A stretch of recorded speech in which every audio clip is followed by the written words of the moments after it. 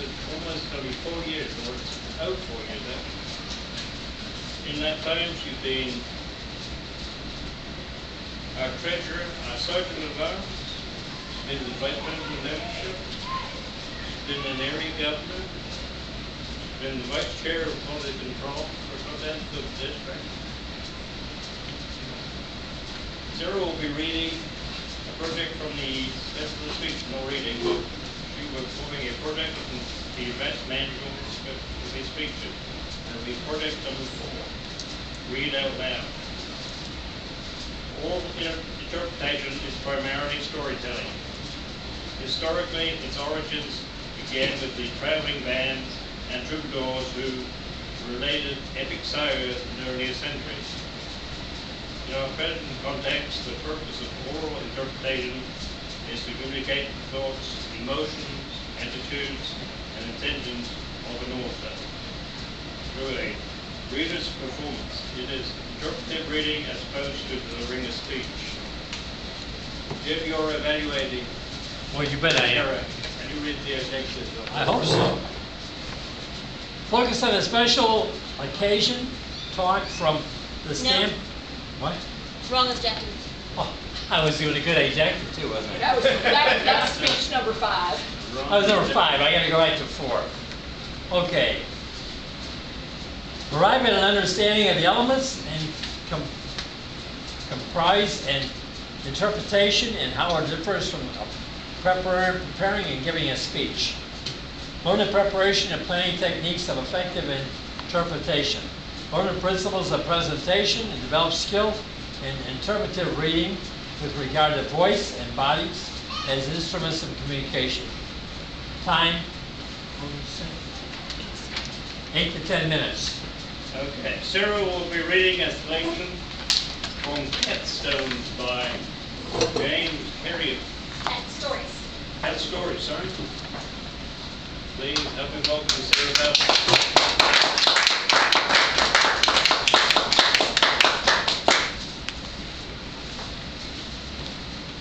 When I was little, I fell in love with stories written by a veterinarian from England named James Herriot.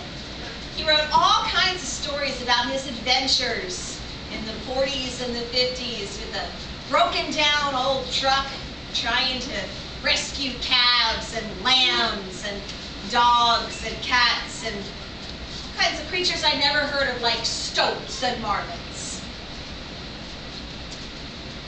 I'd like to share with you right now from one of his more recent books, Cat Stories, the story of Boris and Mrs. Bond's cat establishment.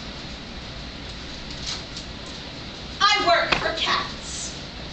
That was how Mrs. Bond introduced herself on my first visit, gripping my hand firmly and thrusting out her jaw defiantly, as though challenging me to make something of it. She was a big woman with a strong, high cheekbone face and a commanding presence, and I wouldn't have argued with her anyway. So I nodded gravely as though I fully understood and agreed, and allowed her to lead me into the house.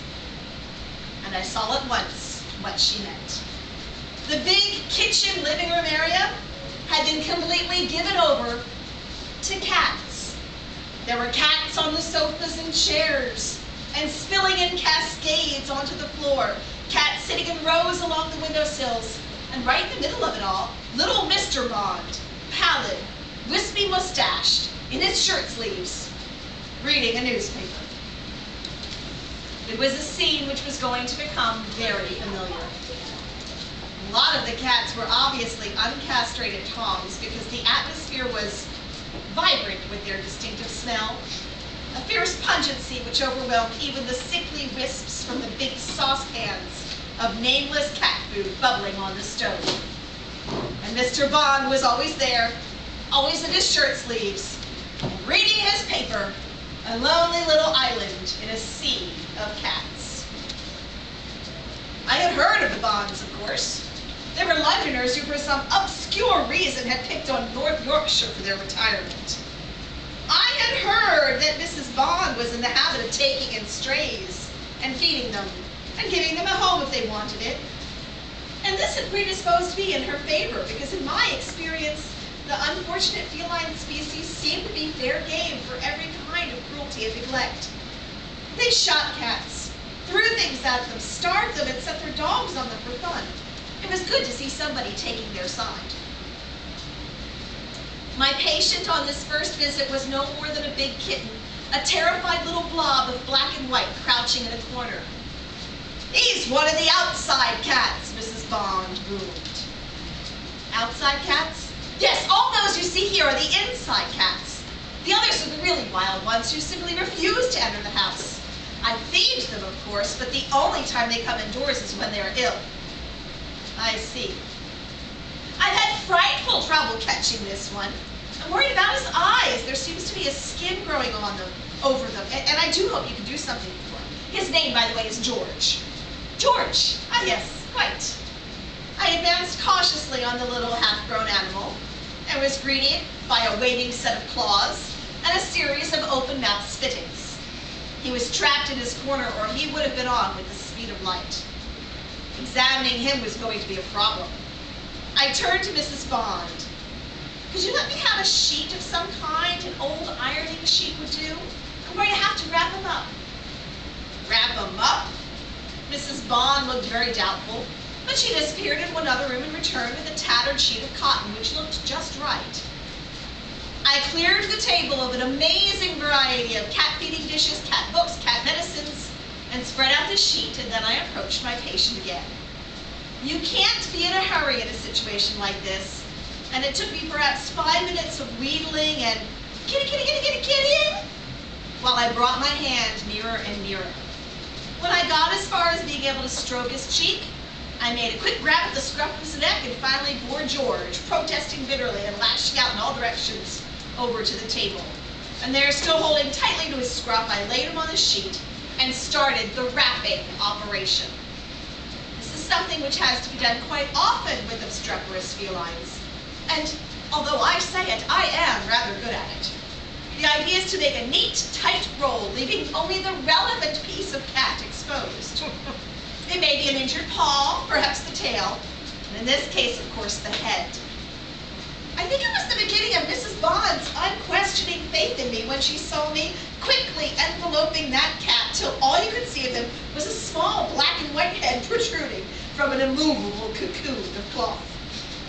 He and I were now facing each other, more or less eyeball to eyeball, and George couldn't do a thing about it. As I say, I'd rather pride myself on this little expertise.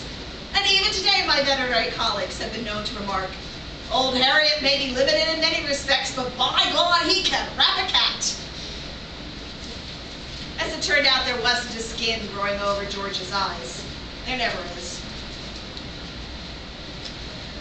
He's got a paralysis of the third eyelid, Mrs. Bond. Animals have this membrane which flicks across the eye to protect it. In this case, it hasn't gone back. Probably because the cat is in a low condition. They have a touch of cat flu or something else. I'll give him an injection of vitamins, leave you some powder to put in his food. I think he'll be all right for a week or two. The injector presented no problems, with George furious but helpless inside his sheet. And I'd come to the end of my first visit with Mrs. Bonds. It was the first of many. The lady and I established an immediate rapport, which was strengthened by the fact I was always prepared to spend time over her assorted charges, crawling on my stomach under piles of logs in the outhouses to reach the outside cats, coaxing them down from trees, stalking them endlessly through the shrubbery. For from my point of view, it was rewarding in many ways. For instance, there was the diversity of names she had for her cats. True to her London upbringing, she had named many of the Toms after the great Arsenal football team of those days. There was Eddie Hapgood, Cliff Best, and Ted Drake, Wilf Copping. But she did slip up in one case, because Alex James had kittens 3 times a year with unfailing regularity. Another thing which warmed me towards Mrs. Bond was her concern for my safety. I appreciated this because it is a rare trait among animal owners. Oh, Mrs. Bond was different. She used to meet me at the door with an enormous pair of gauntlets to protect my hands against scratches. But it was an inexpressible relief to find that someone cared. It became part of the pattern of my life. walking up the garden path among the innumerable, slinking, wild-eyed little creatures which were the outside cats, a ceremonial acceptance of the gloves at the door, then the entry into the charged atmosphere of the kitchen, with little Mr. Bond and his newspaper just visible among the milling, furry bodies of the inside cats.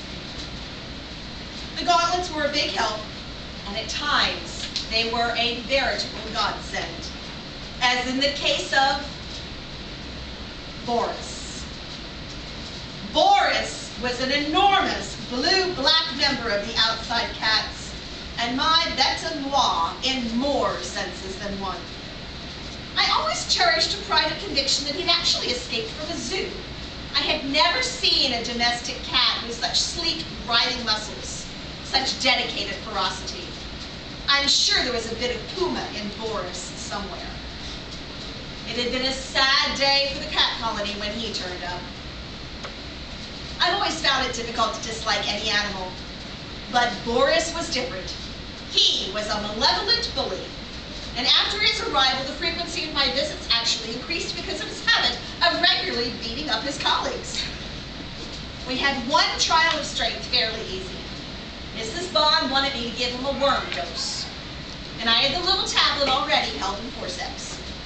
How I ever got hold of him, I don't quite remember, but I hustled him onto the table and did my wrapping act at lightning speed, swathing him in roll upon roll upon roll of stout material. Just for a few seconds, I thought I had him as he stared up at me, his great, brilliant eyes full of hate. But as I pushed my loaded forceps into his mouth, he clamped his teeth viciously down on them, and I could feel claws of amazing power tearing inside the sheet. It was all over in moments. A long leg shot out and ripped its way down my wrist.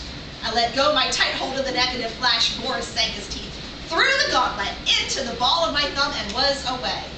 I was left standing there stupidly, holding the fragmented worm tablet in a bleeding hand, looking at the bunch of ribbons that had once been my wrapping sheet. From then on, Boris loathed the sight of me, and the feeling was mutual.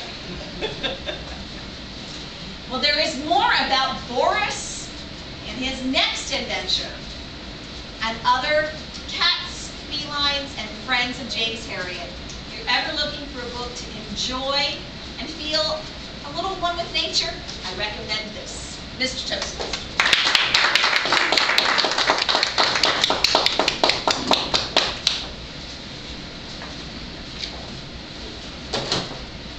You can take a minute or less to fill out spelling forms and pass your notes to Sarah.